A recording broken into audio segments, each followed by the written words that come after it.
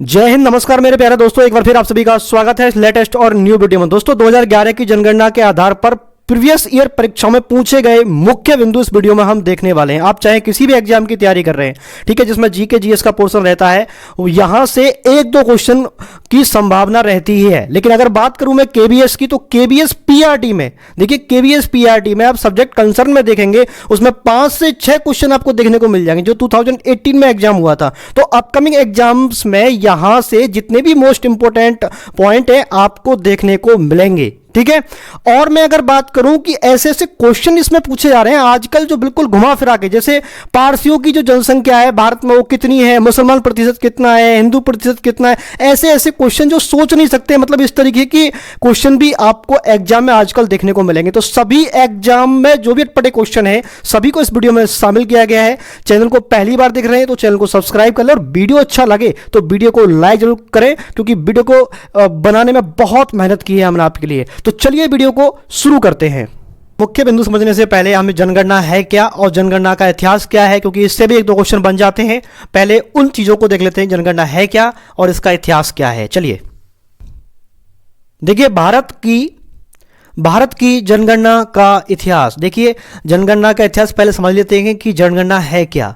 जनसंख्या जनगणना एक देश में सभी व्यक्तियों के लिए, देखिए रटना नहीं है, मैं सिर्फ आपको रिलेट करने के लिए इन चीज़ों को थोड़ा सा स्टेटमेंट जो विभिन्न प्रकार के मत हैं उनको लिखा है, ठीक है। एक विशिष्ट समय पर जनसांख्यिकीय, आर्थिक और सामाजिक डेटा एकत्रित करने, संकलित करने, विश्लेषण करने और प्रसारित करने की कुल प्रक्रिया है, उसी को जनगणना कहा जाता है।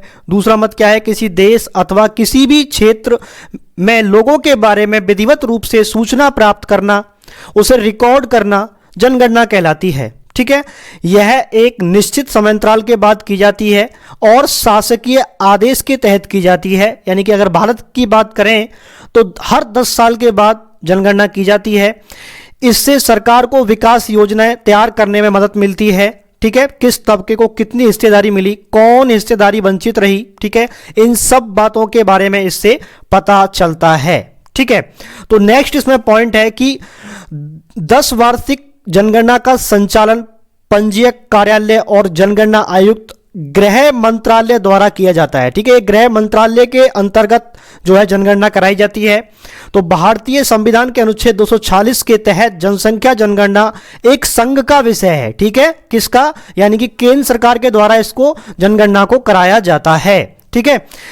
इसे संविधान की 7वीं अनुसूची के क्रमांक 69 के रूप में सूचीबद्ध किया गया है। अब देखिए इससे प्रश्न कैसे पूछे जाते हैं इतिहास से, कि भारत की पहली गैर तुल्यकालिक या गैर समकालिक जनगणना कब हुई थी। 2 तरीके से क्वेश्चन पूछा जाता है, ठीक है।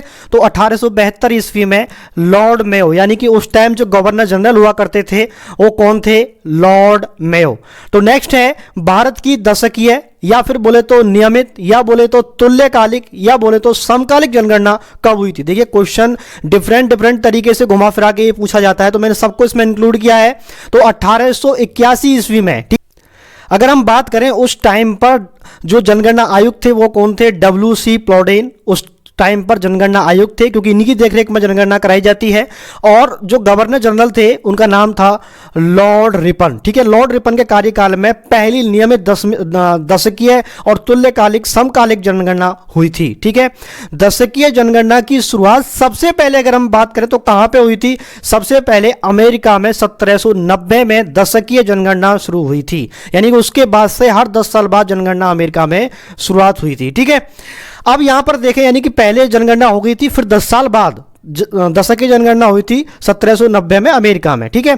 अगर हम बात करें इंग्लैंड की, तो इंग्लैंड में 1801 ईस्वी में, ठीक है, इंग्लैंड में जनगणना प्रारंभ हुई थी, क्योंकि भारत में उस टाइम पर इंग्लैंड यानी कि अंग्रेजों का शासन था। तो अगर इंग्लैंड की भी जनसंख्या के बारे में अगर क्वेश्चन पूछा जाए तो 1801 ईस्वी में इंग्लैंड में जनगणना प्रारंभ हुई थी। बहुत ही इंपॉर्टेंट क्वेश्चन है, ठीक है। नेक्स्ट क्वेश्चन है, विश्व में प्रथम जनगणना कहां हुई थी। तो विश्व में प्रथम जनगणना हुई थी स्वीडन में, लेकिन अगर दशकीय की बात करें तो अमेरिका में हुई थी, ठीक है। तो 1749 में आधुनिक विश्व में सर्वप्रथम व्यवस्थित रूप से जनगणना कराने का श्रेय किसको जाता है, स्वीडन को जाता है। सर्वप्रथम जो जनगणना हुई थी कहां पर हुई थी, स्वीडन में हुई थी। याद रखेंगे क्वेश्चन, सर्वप्रथम विश्व में व्यवस्थित रूप से जनगणना कराने का श्रेय किसको जाता है? स्वीडन को जाता है। ठीक है, ये क्वेश्चन भी पूछा गया है प्रीवियस ईयर के एग्जाम में। बात करें स्वतंत्र भारत की पहली जनगणना 1951 ईस्वी के समय जनगणना आयुक्त कौन थे? तो कोई आंसर हो जाएगा R.A. गोपाला स्वामी। ठीक है, पहली जनगणना भी कई बार पूछी जाती है, तो कब हुई थी? स्वतंत्रता के बाद 1951 ईस्वी में स्वतंत्रता के बाद जनगणना हुई थी। उस टाइम जनगणना के जो आयुक्त थे जिनकी देखरेख में जनगणना कराई गई, उनका नाम था R.A. गोपाला स्वामी। नेक्स्ट है, विश्व जनसंख्या दिवस कब मनाया जाता है? तो 11 जुलाई को विश्व जनसंख्या दिवस मनाया जाता है। बहुत ही इंपॉर्टेंट है, क्योंकि अगर डे से क्वेश्चन आता है तो बहुत ही इंपॉर्टेंट ये क्वेश्चन होने वाला है आपके लिए। अगर हम बात करें जनगणना अधिनियम कब बना था, तो सन 1948 ईस्वी में जनगणना अधिनियम बना था। इसका काम क्या है? देखिए, जनगणना अधिनियम 1948 के सबसे महत्वपूर्ण प्रावधानों में से यह एक है। यह जनगणना के दौरान एकत्रित की गई प्रत्येक व्यक्ति की जानकारी को गोपनीय बनाए रखने की व्यवस्था करता है। जनगणना के दौरान एकत्रित की गई सभी जानकारियां गोपनीय होती हैं। इन्हें किसी भी सरकारी या निजी संस्था के साथ साझा नहीं किया जा सकता, जो भी जानकारी होती हैं। ठीक है, किसी निजी व्यक्ति के बारे में किसी निजी संस्था को इसको जो है शेयर नहीं किया जाता, यानी कि प्राइवेसी को शेयर नहीं किया जा सकता। और लेकिन जो ग्रुप की बात करें, जो भी डेटा आंकड़े हैं वो तो सबको पता ही है। ठीक है, चलिए नेक्स्ट है, यहां पर नई जनसंख्या नीति कब लाई गई थी? तो नई जनसंख्या नीति 15 फरवरी 2000 में लाई गई थी। नई जनसंख्या नीति। ठीक है, जनसंख्या नीति मतलब जनसंख्या बढ़ रही है घट रही है उसको समझने के लिए जो जनसंख्या नीति लाई गई थी 15 फरवरी 2000 को, ये सन 2000 में ये जनसंख्या नीति लाई गई थी। ऐसा क्वेश्चन पूछा गया है प्रीवियस ईयर में। भारत में रजिस्ट्रार जनरल ऑफ इंडिया, महापंजीयक और जनगणना आयुक्त, ठीक है, इसी को जनगणना आयुक्त बोला जाता है, का पद कब बना था? तो 1949 में गृह मंत्रालय के अंतर्गत, ठीक है, गृह मंत्रालय के अंतर्गत 1881 में जनसंख्या के लिए अलग विभाग बनाया गया, जो केंद्र सरकार की देखरेख में जनगणना कराता था। लेकिन अगर वहीं एक बात करें, रजिस्ट्रार जनरल ऑफ इंडिया, महापंजीयक और जनगणना आयुक्त का जो पद बना था वो बना था 1949 में। केंद्र और राज्य के कार्य, उनको जनगणना आयुक्त ही बोला जाता है, सेंसस कमिश्नर को। ठीक है, केंद्र और राज्य के कार्य विभाजन में जनगणना को केंद्र सरकार के कार्य क्षेत्र में किसी अनुसूची के तहत शामिल किया गया, तो वो अनुसूची है 7वीं। ठीक है, मैंने इसको पहले भी इसका जिक्र कर दिया है। तो नेक्स्ट क्वेश्चन क्या है? प्रथम जनगणना के जनगणना आयुक्त कौन थे? तो प्रथम जनगणना के जनगणना आयुक्त, तो ये भी पहले हमने क्वेश्चन डिस्कस कर लिया है, W.C. प्लॉडेन 1881 ईस्वी में, ठीक है, जनगणना आयुक्त ये थे। और लॉर्ड रिपन उस टाइम जो है कौन थे? गवर्नर जनरल थे। ठीक है, मानव पूंजी निर्माण की धारणा का प्रतिपादन सबसे पहले T.W. सुल्ज ने दिया था। मानव पूंजी और अगर हम गरीबी की बात करें, ठीक है, तो वो दादा भाई नौरोजी ने उसके बारे में सबसे पहले आकलन उस पर बात की थी।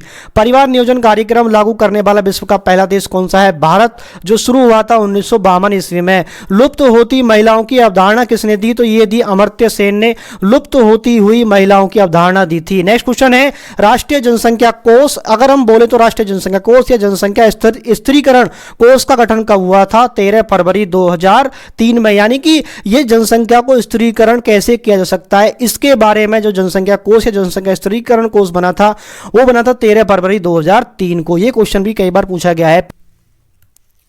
नेक्स्ट क्वेश्चन है, परिवार नियोजन हेतु प्रतीक क्या है? तो लाल रंग का उल्टा त्रिभुज। ठीक है, इस तरीके से उल्टा त्रिभुज है और कलर उसका कैसा है? रेड।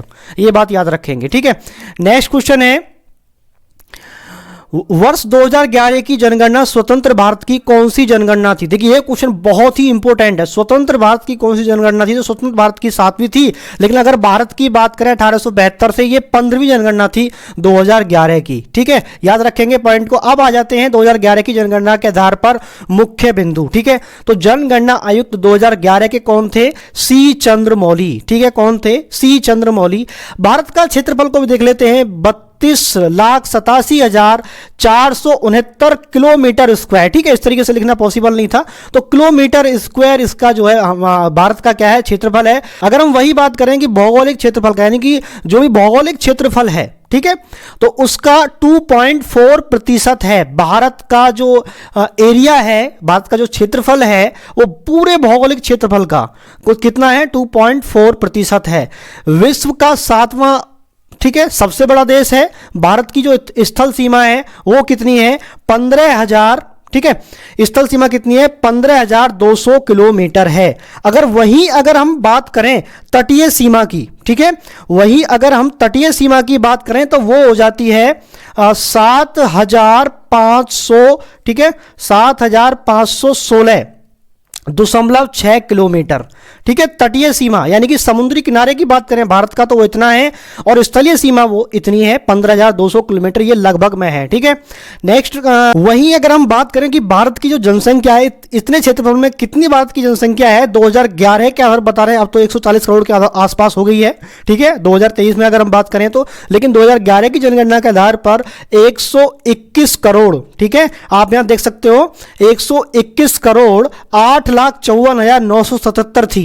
वहीं अगर पुरुषों की बात करें तो जनसंख्या प्रतिशत कितना है, 51.47% है, और महिला जनसंख्या की बात करें तो 48.53% है। ये प्रतिशत पूछ लेते हैं, जनसंख्या तो शायद मुश्किल ही पूछा जाता है, क्योंकि पुरुष जनसंख्या प्रतिशत और महिला जनसंख्या प्रतिशत ये पूछा जाता है। याद रखेंगे 51.47 पुरुष जनसंख्या प्रतिशत और महिला जनसंख्या प्रतिशत है 48.53%। वहीं अगर हम लिंग अनुपात की बात करें तो 943, यानी कि अगर हम बात करें 1000 पुरुष हैं तो 943 क्या है, पूरे भारत का अगर एवरेज निकालें तो 943 क्या है, इसमें फीमेल हैं, ठीक है, और मेल कितने हैं, 1000 हैं। वहीं अगर हम शिशु की बात करें तो 1000 क्या है, लड़के हैं, तो लड़कियों की जो जनसंख्या है वो 918 है, ठीक है, लिंग अनुपात ये होता है, 1000 पे इसको काउंट किया जाता है।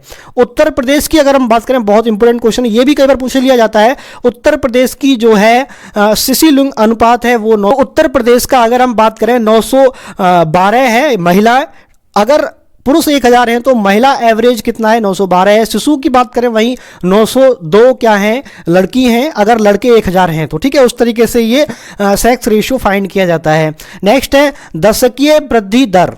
तो दशकीय वृद्धि दर आपको डिफरेंट टाइप से देखने को मिल सकती है। अब ये माइनस का साइन नहीं है, ये आप गलती से भी इसको माइनस मत समझ लेना, ठीक है।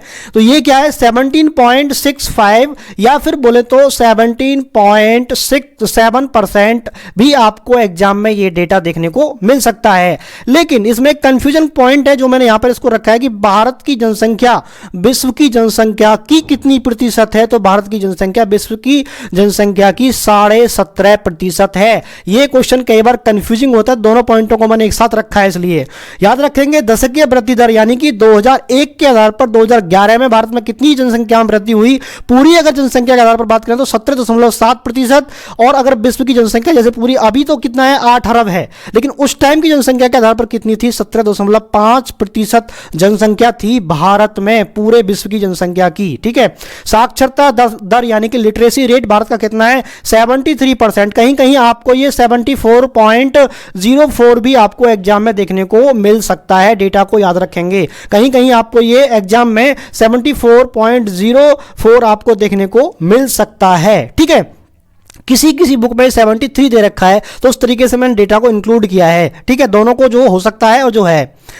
पुरुष साक्षरता कितनी है, 80.9%, और महिला साक्षरता की बात करें तो 64.6%। देखिए अगर 100 पुरुष हैं भारत में, उनका अगर एवरेज निकाला जाए तो उसमें से 80.9% जो पुरुष हैं वो पढ़े लिखे हैं, ठीक है, और वही महिला 64.6% महिलाएं जो हैं पढ़ी और लिखी है, यानी कि पढ़ सकती हैं और लिखने में क्या है वो सक्षम है, ठीक है। उसमें सभी आ जाते हैं, चाहे ब्रिलियंट है, चाहे थोड़ा बहुत उनको लिखना पढ़ना आता है, वो सभी साक्षरता रेट के अंदर उनको इंक्लूड किया गया है, ठीक है। जो भी इंपॉर्टेंट पॉइंट है, एक पॉइंट को बहुत बारीकी से इसमें पुट अप किया गया है, नगरीकरण। देखिए नगरीकरण ये क्वेश्चन बहुत पूछा जाता है, केबीएस पीआरटी में क्वेश्चन आया था। तो नगरीकरण की अगर हम बात करें तो 31.2%, कहीं कहीं आपको ये 30.2% भी मिलेगा क्योंकि ऑप्शन में मिलेगा, लेकिन ये एक्यूरेट डेटा है, ये आपको दो डेटा देखने को नहीं मिलेंगे। तो करेक्ट डेटा है हमारा, ये डेटा क्या है गलत, तो करेक्ट डेटा है 31.2%। जिलों की संख्या यानी कि जो 2011 की जो जनगणना जनगणना है वो 640 जिलों में कराई गई थी। तो टोटल जिले कितने हैं? 640। अगर उप जिले बात करें, ठीक है, जो तहसील वगैरह होती हैं वो कितने हैं? 59, ठीक है, यानी कि 5924 क्या है? उपजिले हैं जो तहसील वगैरह होती है। कस्बे की बात करें, यानी ना तो वो गांव है ना शहर है, वो 7936। और गांव की बात करें पूरे भारत में वो कितनी है? 6.41 लाख। ये डेटा एक भी हो सकता है, यानी कि 6.1 लाख भी ये डेटा हो सकता है। हालांकि ऐसे क्वेश्चन नहीं पूछे जाते हैं, जिले की जनसंख्या एक मोटा मोटा पूछ लिया जाएगा, ठीक है।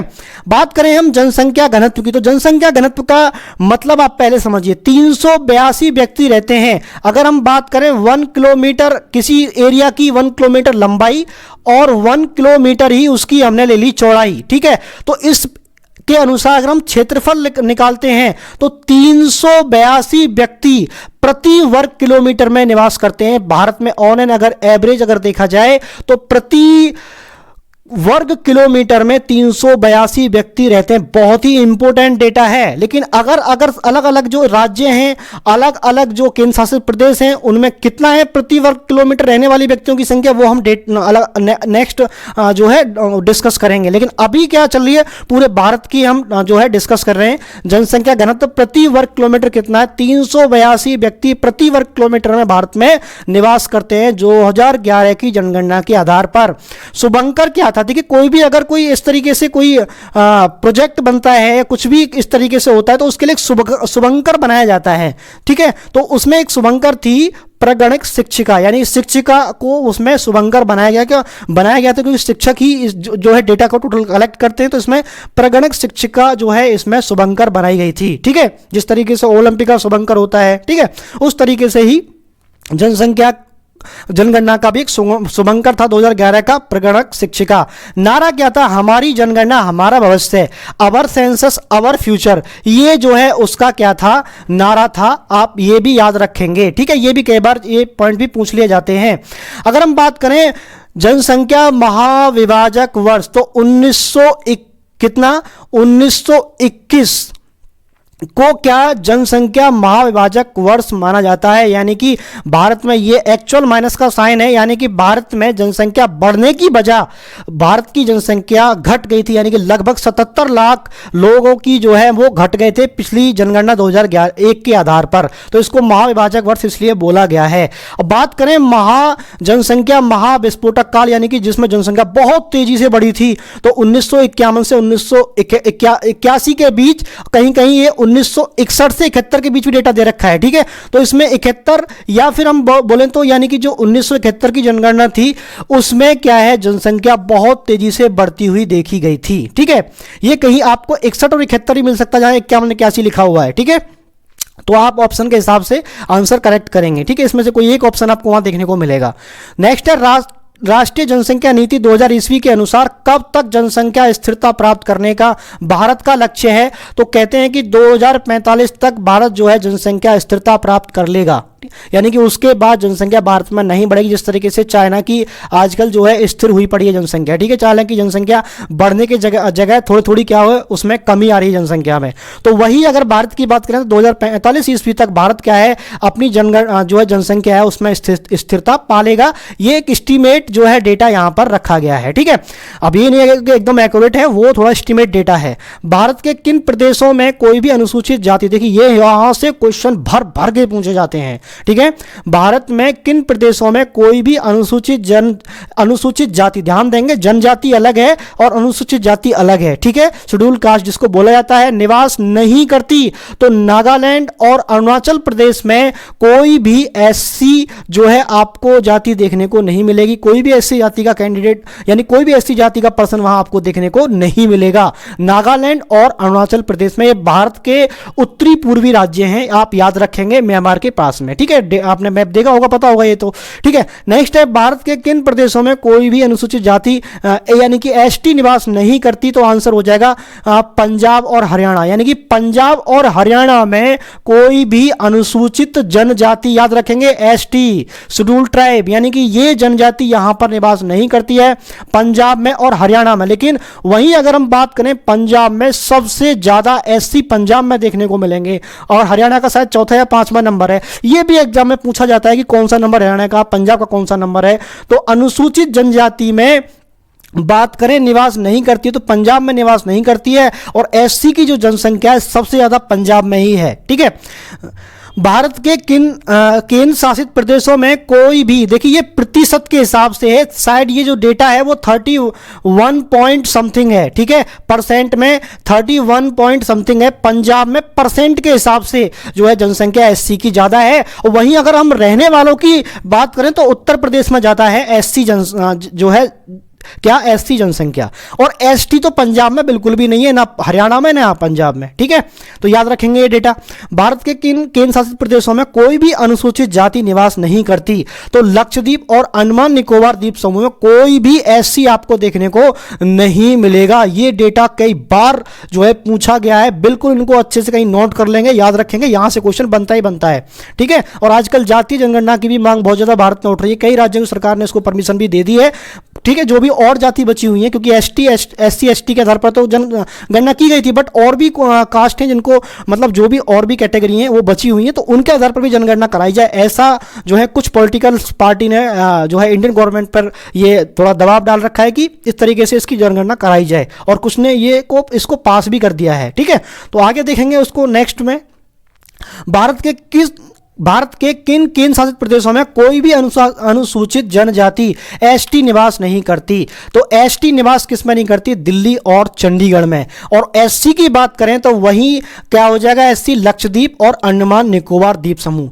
आप डिफरेंस समझ के चलें, एससी की बात करें तो लक्षद्वीप और अंडमान निकोबार द्वीप समूह में निवास नहीं करती, वहीं अगर एसटी की बात करें तो दिल्ली और चंडीगढ़ में एसटी जनजाति नहीं है। ठीक है, क्या अनुसूचित जनजाति नहीं है दिल्ली और चंडीगढ़ में। ठीक है, नेक्स्ट है 2011 की जनगणना के आधार पर अनुसूचित जनजातियों में लिंग अनुपात कितना है, यानी कि 945 महिलाएं हैं। अगर 1000 पुरुषों के अकॉर्डिंग देखा जाए तो अनुसूचित जनजाति भारत में जो लिंग यानी कि सेक्स रेशो है वो है 945, यानी कि मेल कितने 1000, तो वहीं अगर एवरेज निकाला जाए फीमेल का तो वो 945 है। ठीक है, भारत में अनुसूचित जनजातियों अनुसूचित जाति, ठीक है ध्यान रखेंगे, अनुसूचित जाति का 945 है। वहीं अगर हम एसटी का बात करें तो एसटी का है 990।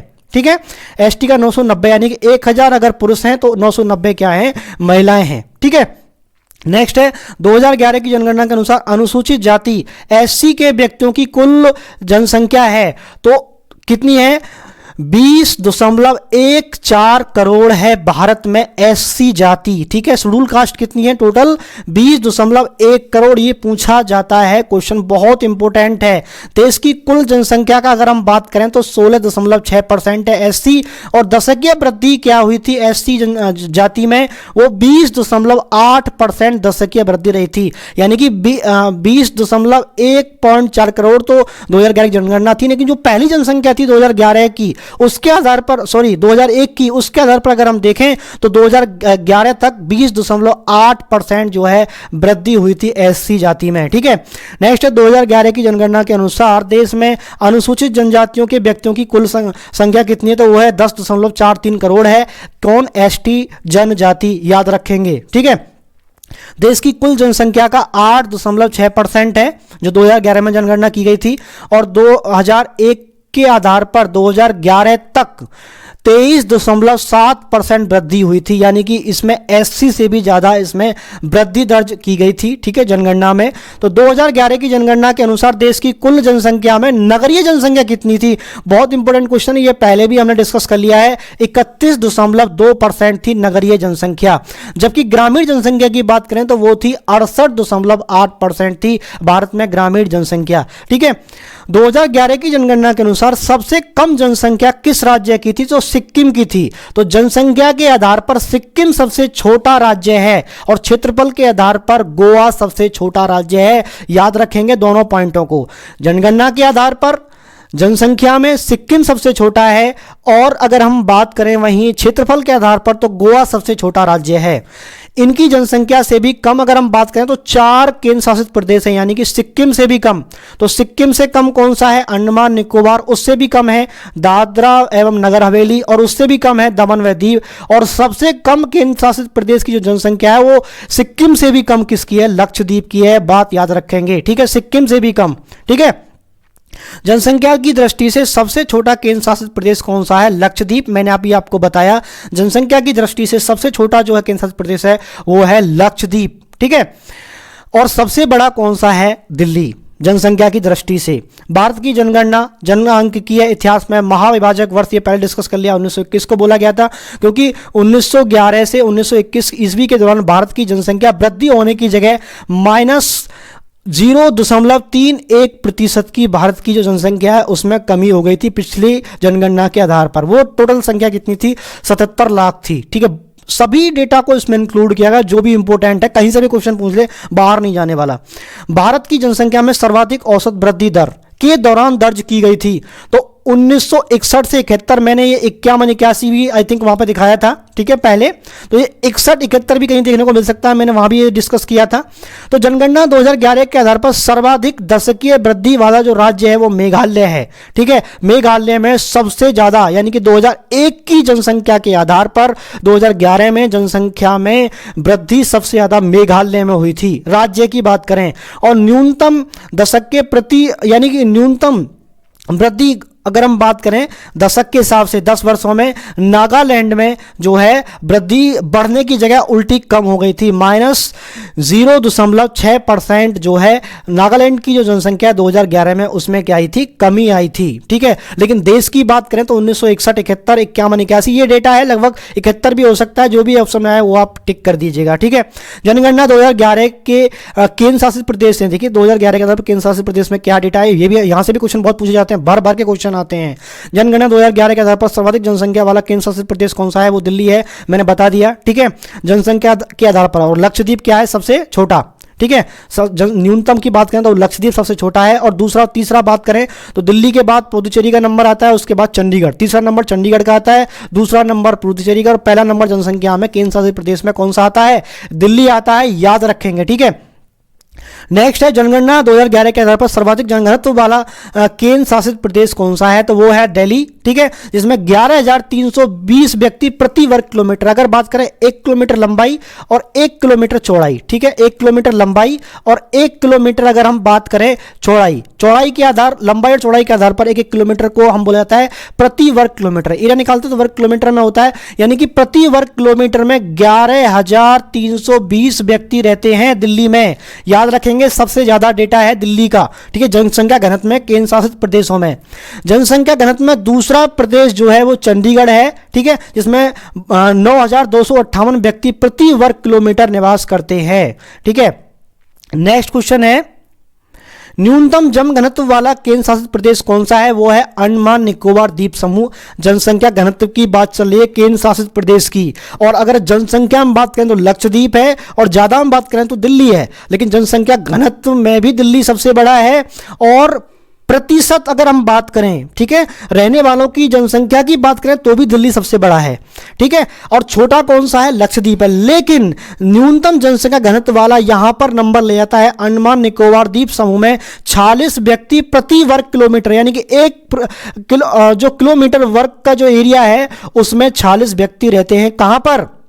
अंडमान निकोबार द्वीप समूह में। वहीं अगर राज्य की बात करें तो अरुणाचल प्रदेश में 17 व्यक्ति प्रति वर्ग किलोमीटर में रहते हैं। कहां पर? अरुणाचल प्रदेश में, राज्य की बात की जाए तो, ठीक है। ये डेटा आप 1-2 बार इसको रिवाइज कर लोगे, कुछ भी रटने की जरूरत नहीं है, ये खुद ही आपके माइंड में ये डेटा क्या है फीड हो जाएगा। नेक्स्ट है जनगणना 2011 के आधार पर, ध्यान से देखेंगे, बहुत इंपॉर्टेंट क्वेश्चन है। जनगणना 2011 के आधार पर सर्वाधिक दशकीय वृद्धि वाला केंद्र शासित प्रदेश, यानी कि दशकीय वृद्धि कहां पर बहुत तेजी से हुई थी?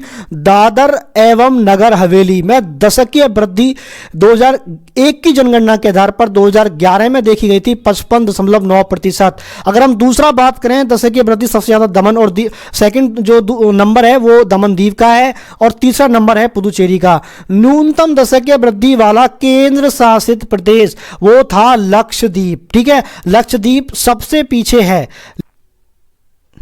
जनगणना 2011 के आधार पर सर्वाधिक दशकीय वृद्धि वाला केंद्र शासित प्रदेश, यानी कि दशकीय वृद्धि कहां पर बहुत तेजी से हुई थी? दादर एवं नगर हवेली में दशकीय वृद्धि 2001 की जनगणना के आधार पर 2011 में देखी गई थी 55.9%।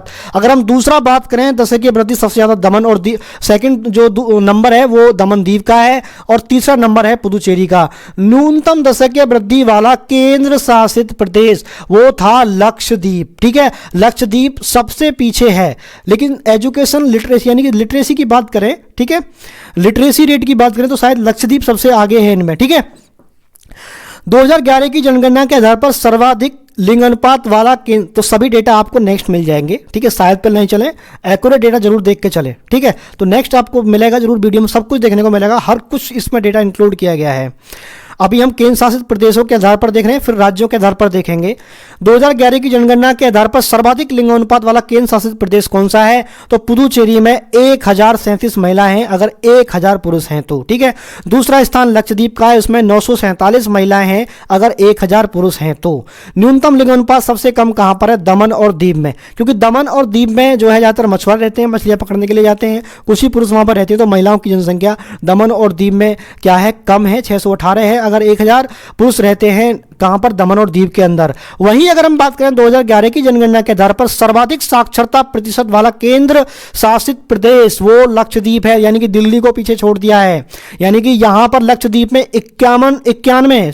91% जो है लक्षद्वीप में पढ़े लिखे लोग रहते हैं। अगर 100 लोग रहते हैं तो उनमें से 91.8% जो एवरेज है वो पढ़े लिखे कहां पर रहते हैं? सबसे ज्यादा लक्षद्वीप के अंदर रहते हैं। याद रखेंगे, लक्षद्वीप यहां पर नंबर ले जाता है। ठीक है, क्योंकि जनसंख्या यहां की कम है। दूसरा दमन और दीव यहां पर 87.1%।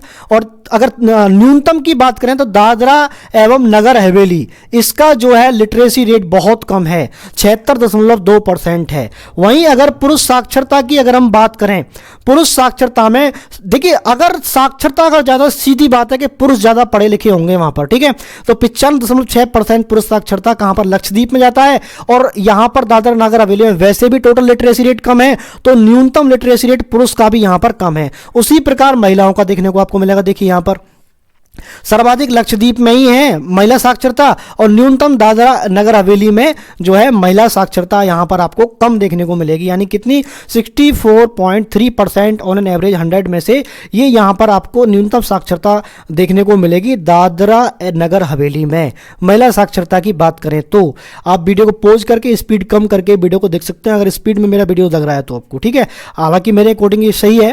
केंद्र शासित प्रदेशों में सर्वाधिक नगर जनसंख्या,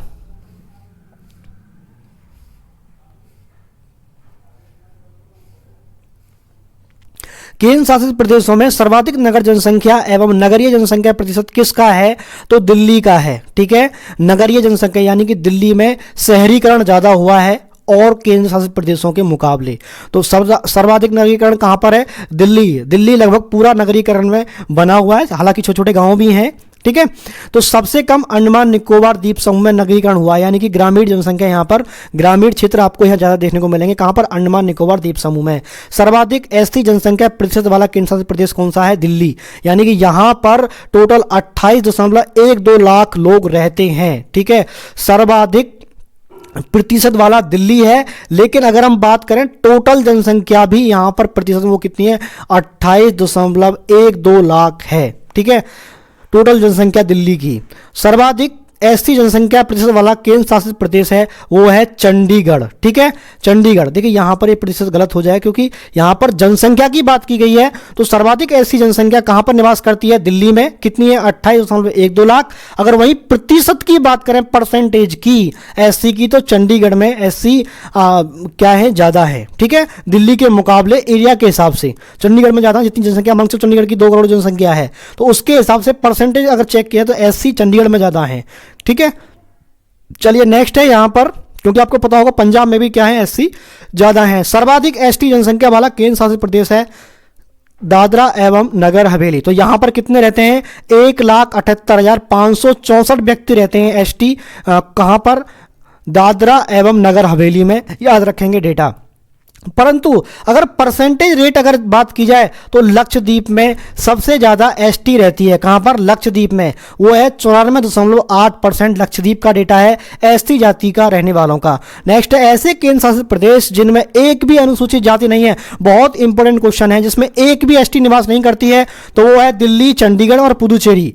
और वहीं अगर बात करें दादरा एवं नगर हवेली में सबसे ज़्यादा एसटी रहते हैं और लक्षद्वीप में प्रतिशत में सबसे ज़्यादा एसटी रहते हैं। लेकिन अगर वहीं केंद्र शासित प्रदेश की बात करें, दिल्ली में सबसे क्या है यहां पर ऐसे केंद्र शासित प्रदेश जिनमें एक भी अनुसूचित जाति यानी कि एसटी नहीं रहती है, दिल्ली, चंडीगढ़ और पुदुचेरी हैं। याद रखेंगे डेटा। नेक्स्ट है 2011 की जनगणना के आधार पर राज्यों से संबंधित कुछ प्रश्न है। यहाँ से क्वेश्चन जो स्टेट लेवल के एग्जाम होते हैं वहां पर जो है बहुत क्वेश्चन पूछे जाते हैं। भारत के सर्वाधिक जनसंख्या वाले जो राज्य हैं वो कौन से हैं? उत्तर प्रदेश। उत्तर प्रदेश में लगभग 19-20 करोड़ लोग निवास करते हैं, यानी कि पूरे देश की बात करें तो 16.51% जनसंख्या पूरे देश की उत्तर प्रदेश में। दूसरा नंबर महाराष्ट्र का, तीसरा नंबर बिहार का, चौथा नंबर है पश्चिम बंगाल का और पांचवा नंबर है आंध्र प्रदेश का। तो जनसंख्या में पहला नंबर उत्तर प्रदेश का। कई बार पूछ लेते हैं कि जनसंख्या में महाराष्ट्र का कौन सा नंबर है, तो महाराष्ट्र का जनसंख्या में दूसरा नंबर है, बिहार का तीसरा नंबर है, यानी कि तीसरा सबसे बड़ा स्टेट अगर बात करें तो बिहार है, जहां पर सबसे ज्यादा जनसंख्या है। ठीक है, और घनत्व भी बिहार का ही जनसंख्या में ज्यादा है। ठीक है, तो नेक्स्ट है भारत के न्यूनतम जनसंख्या वाले राज्य, यानी कि बहुत कम जनसंख्या है पूरे देश की। अगर हम बात करें तो सिक्किम में है जनसंख्या सबसे कम, और मिजोरम में क्या है? सेकंड नंबर आता है मिजोरम का। सबसे कम जनसंख्या वाला राज्य है मिजोरम है दूसरा, और पहला सबसे कम जनसंख्या वाला राज्य है सिक्किम, और तीसरा अरुणाचल प्रदेश, चौथा गोवा और पांचवा क्या है यहां पर? नागालैंड। तो कई बार ऐसे पूछ सकते हैं कि भारत के न्यूनतम जनसंख्या वाला पांचवा राज्य कौन सा है, तो नागालैंड है। याद रखेंगे, ज्यादातर तीसरा, दूसरा, पहला ही पूछा जाता है। इन सब डेटा को याद रखेंगे, लेकिन एग्जाम के माइंड का कुछ नहीं पता, कुछ भी इसमें पूछ सकता है, तो मैंने सभी को इसमें इंक्लूड किया है जो भी आवश्यक और महत्वपूर्ण पॉइंट है। नेक्स्ट देख लेते हैं यहां पर सर्वाधिक जनसंख्या घनत्व। ठीक है, तो न्यूनतम जनसंख्या पूरे भारत की आपने देख ली कि सिक्किम में सबसे कम है। उससे अगर बात करें सिक्किम से ज्यादा मिजोरम में, उससे ज्यादा कहां पर है? अरुणाचल प्रदेश में। बढ़ते हुए क्रम में मैंने इनको लगाया है। ठीक है, तो यहां पर एक मिनट, ये शायद ये जो डेटा है यहां पर थोड़ा सा मिस हो गया है। आई थिंक यहां पर पॉइंट कुछ ये गलत हो गया है डेटा, आप इसको देख लीजिएगा। 8.2% दिखा रहा है यहाँ पर। ठीक है, तो ये थोड़ा सा यहाँ से मिस हो गया डेटा, ये गलत हो गया है। ठीक है, क्योंकि इसके बाद नागालैंड रहा, तो ये सीधी बात गलत है ये, तो इसको देख लीजिएगा जरूर। नेक्स्ट है सर्वाधिक जनसंख्या घनत्व वाले 5 राज्य। ये डेटा आप गूगल से सर्च करके जरूर चेक करके हमें कमेंट्स में जरूर बताएं डेटा क्या है, क्योंकि ये गलत टाइप हो गया है और इसका भी हमें पूरा कंप्लीट ध्यान नहीं है कि डेटा क्या था। ठीक है, क्योंकि बहुत बारीकी से डेटा दिए हुए होते हैं ये। सर्वाधिक जनसंख्या घनत्व वाले 5 राज्य, यानी कि अगर हम प्रति वर्ग किलोमीटर की बात करें तो बिहार में प्रति वर्ग किलोमीटर में 1106 सर्वाधिक राज्य में व्यक्ति रहते हैं बिहार में। उसके बाद पश्चिम बंगाल, उसके बाद केरल में। ठीक है, उसके बाद उत्तर प्रदेश में। तो जनसंख्या घनत्व में उत्तर प्रदेश का चौथा नंबर है, यानी कि उत्तर प्रदेश में चौथा नंबर है, यानी कि 829 व्यक्ति प्रति वर्ग किलोमीटर में उत्तर प्रदेश में रहते हैं। ये क्वेश्चन कई बार पूछा गया है, क्वेश्चन को जरूर याद रखेंगे। ठीक है, नेक्स्ट है न्यूनतम जनसंख्या घनत्व वाले 5 राज्य। देखिए न्यूनतम जनसंख्या घनत्व जिसमें प्रति वर्ग किलोमीटर में जो ये है, प्रति वर्ग किलोमीटर में कौन सा? अरुणाचल प्रदेश। प्रति वर्ग किलोमीटर में अरुणाचल प्रदेश में 17 व्यक्ति रहते हैं, मिजोरम में 52। ठीक है, सिक्किम की बात करें तो वहां पर 86 और मणिपुर में 115 और वहीं 119 नागालैंड में रहते हैं, यानी कि बढ़ते क्रम में। तो न्यूनतम जनसंख्या प्रति वर्ग किलोमीटर में 17 व्यक्ति रहते हैं अरुणाचल प्रदेश में। बहुत इंपॉर्टेंट पॉइंट है, कई बार एग्जाम पूछा गया है। अरुणाचल प्रदेश में 17 व्यक्ति प्रति वर्ग किलोमीटर निवास करते हैं। याद रखेंगे, सबसे ज्यादा सबसे कम जरूर पूछा जाता है। नेक्स्ट है सर्वाधिक लिंग अनुपात वाले 5 राज्य हैं। तो केरल में लिंग अनुपात सबसे ज्यादा है, मैंने स्टार्टिंग में भी इसको बताया था। ठीक है, 1084 जो है महिलाएं हैं अगर 1000 पुरुष हैं, तो यहां पर जो है महिलाओं की जनसंख्या ज्यादा है, 1084 महिलाएं हैं, 1000 पुरुष हैं। तो वहीं तमिलनाडु की बात करें तो 996, आंध्र प्रदेश 993, मणिपुर कितना है 992 और छत्तीसगढ़ कितना है 991 है लिंग अनुपात, यानी कि छत्तीसगढ़ में 1000 पुरुष हैं तो 991 महिलाएं हैं। ठीक है, ये इस तरीके से लिंग अनुपात होता है। देखिए न्यूनतम लिंगानुपात वाले 5 राज्य, यानी कि हरियाणा जो स्टेट है इसमें सबसे कम लिंगानुपात है, यानी कि अगर 1000 पुरुष हैं तो यहां पर 879, कितने 879 महिलाएं हैं अगर 1000 पुरुष हैं। तो सेक्स रेशो जो है हरियाणा का सबसे कम है। और वहीं बात करें जम्मू कश्मीर की तो वो 800 कितना है 89 है, सिक्किम में 890, पंजाब में 895, उत्तर प्रदेश का भी कई बार पूछा गया है 912 महिलाएं हैं अगर 1000 पुरुष हैं उत्तर प्रदेश में। एवरेज अगर महिलाओं को देखा जाए तो 912 क्या है यहां पर महिलाएं हैं। शिशु लिंग अनुपात की बात करें तो अरुणाचल प्रदेश में जो है सर्वाधिक शिशु लिंग अनुपात अरुणाचल प्रदेश में है। वहीं प्रति व्यक्ति सबसे कम कहां पर है अरुणाचल प्रदेश में। और वहीं अगर हम बात करें शिशु लिंग अनुपात यानी कि 1000 पुरुष हैं तो अरुणाचल प्रदेश में, वहीं अरुणाचल प्रदेश में सर्वाधिक जो है 972 महिलाएं हैं अगर 1000 पुरुष हैं। और दूसरा नंबर आता है केरल का, ठीक है। और न्यूनतम अगर केरल देखिए वैसे पुरुषों में पहले नंबर पे है, शिशु में कहा रहता है दूसरे नंबर पे है, तो ये बात जरूर याद रखेंगे, ये पूछा जा सकता है। हरियाणा में 834 शिशु है, यानी कि अगर हम बात करें टोटल एवरेज देखा जाए तो वहां पर कितना 879 महिलाएं थी अगर 1000 पुरुष हैं तो, लेकिन शिशु का जो भी यहाँ पर शिशु लिंग अनुपात भी हरियाणा में ही कम है, ठीक है। ये बात जरूर याद रखेंगे, बहुत ही इंपॉर्टेंट क्वेश्चन है। और कुछ इंपॉर्टेंट क्वेश्चन जो पूछे गए हैं प्रीवियस ईयर में, साक्षरता, ठीक है, यहाँ पर देखेंगे साक्षरता की बात करें, लिटरेसी रेट, सर्वाधिक साक्षरता प्रतिशत केरल में है, क्योंकि ये आपने जो है केरल का जो है क्या नाम है लिंग अनुपात ही सबसे ज्यादा है। और दूसरा मिजोरम का है। न्यूनतम साक्षरता प्रतिशत वहीं अगर बात करें तो बिहार का है, यानी कि बिहार एक ऐसा राज्य है हमारे देश का जिसमें सबसे कम पढ़े लिखे व्यक्ति हैं, यानी कि 100 में से अगर देखा जाए तो एवरेज 61.8% व्यक्ति ही पढ़े लिखे हैं। और दूसरी अगर बात करें तो वो है अरुणाचल प्रदेश, यहां पर 65.4% व्यक्ति जो है सिर्फ पढ़े लिखे हैं 100 में से, ठीक है। पुरुष साक्षरता में भी यही राज्य सबसे अधिक और कम है। पुरुष साक्षरता सबसे ज्यादा केरल में है, और पुरुष साक्षरता अगर बिहार की बात करें तो यहां पर भी क्या हो जाएगा, न्यूनतम पुरुष साक्षरता क्या हो जाएगी और राज्यों के हिसाब से कहां पर हो जाएगी, बिहार का ही यहां पर ये दिखाएगा, ठीक है। नेक्स्ट है ग्रामीण जनसंख्या शहरी जनसंख्या। ग्रामीण जनसंख्या और शहरी जनसंख्या, देखिए पुरुष साक्षरता या टोटल महिला जो साक्षरता होती है उसका भी इंपैक्ट पड़ता है। ज़्यादातर में आप मैच कर लेंगे, डिफरेंस जरूर चेक कर लें जिससे आपको लॉन्ग टाइम तक इनको आप लर्न कर पाओ। नेक्स्ट है ग्रामीण जनसंख्या और शहरी जनसंख्या। तो सर्वाधिक, बहुत इंपॉर्टेंट क्वेश्चन है, सर्वाधिक ग्रामीण जनसंख्या प्रतिशत हिमाचल में है, यानी कि 90% गाँव हैं कहाँ पर, हिमाचल में। ग्रामीण जनसंख्या हिमाचल में निवास करती है। सर्वाधिक नगरीय की बात करें तो गोवा में नगरीकरण सबसे ज़्यादा हुआ है। ये कितना है, एक मिनट, गोवा में नगरीकरण कितना है, 62.2% है। सर्वाधिक नगरीय प्रतिशत जो है गोवा में, यानी कि यहां पर 62 थोड़ा गलत टाइप हो गया, 62.2% जो है जनसंख्या गोवा की नगरीकरण हो रखा है जनसंख्या का, ठीक है। सर्वाधिक नगरीय जनसंख्या वाला राज्य की अगर हम बात करें तो ये हो जाएगा क्या, महाराष्ट्र, और दूसरा नंबर हो जाएगा उत्तर प्रदेश का। तो महाराष्ट्र में सर्वाधिक जो है नगरीय जनसंख्या निवास करती है, यानी कि अगर बात करें तो महाराष्ट्र में ये 5 करोड़ और उत्तर प्रदेश में लगभग ये 4 करोड़ जनसंख्या शहरों में निवास करती है। और न्यूनतम नगरीय जनसंख्या वाला जो राज्य है वो सिक्किम है, यानी कि यहाँ पर 1,53,578 व्यक्ति ही नगर में रहते हैं, बाकी सब गांव में रहते हैं सिक्किम की टोटल जनसंख्या में से, ठीक है। नेक्स्ट बात करें अनुसूचित जाति और जनजाति। सर्वाधिक अनुसूचित जो एससी जनसंख्या प्रतिशत वाला राज्य है वो कौन सा है, पंजाब है, ठीक है। पंजाब में प्रतिशत जनसंख्या वाला राज्य कौन सा है, पंजाब। लेकिन अगर टोटल पर्सन की, अगर टोटल लोगों की बात करें, ठीक है, टोटल जनसंख्या की बात करें तो वो उत्तर प्रदेश है अनुसूचित जाति में, ठीक है। लेकिन अगर परसेंटेज चेक करें, 100 में से परसेंटेज निकालें तो 31.9% जो है एवरेज व्यक्ति जो है पंजाब में एससी ज़्यादा है। हिमाचल प्रदेश में 25.2%, पश्चिम बंगाल में 23.5%, उत्तर प्रदेश में 20.7%। लेकिन जो रहने वाले व्यक्तियों की जनसंख्या सभी राज्यों से ज़्यादा उत्तर प्रदेश में है। परसेंटेज में चौथा नंबर आता है ये जनसंख्या प्रतिशत में उत्तर प्रदेश, और हरियाणा 5वें नंबर पर आता है एससी की जनसंख्या प्रतिशत में। याद रखेंगे सर्वाधिक अनुसूचित जाति जनसंख्या वाला राज्य मैंने बताया था अभी, उत्तर प्रदेश में रहते हैं कितने, 4 करोड़, और पश्चिम बंगाल में कितने रहते हैं, 2 करोड़ लगभग आगे का डेटा आप देख लीजिएगा।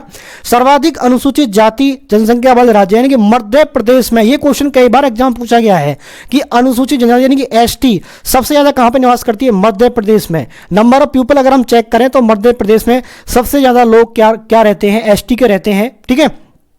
और वहीं अगर हम बात करें मिजोरम में कितने हैं?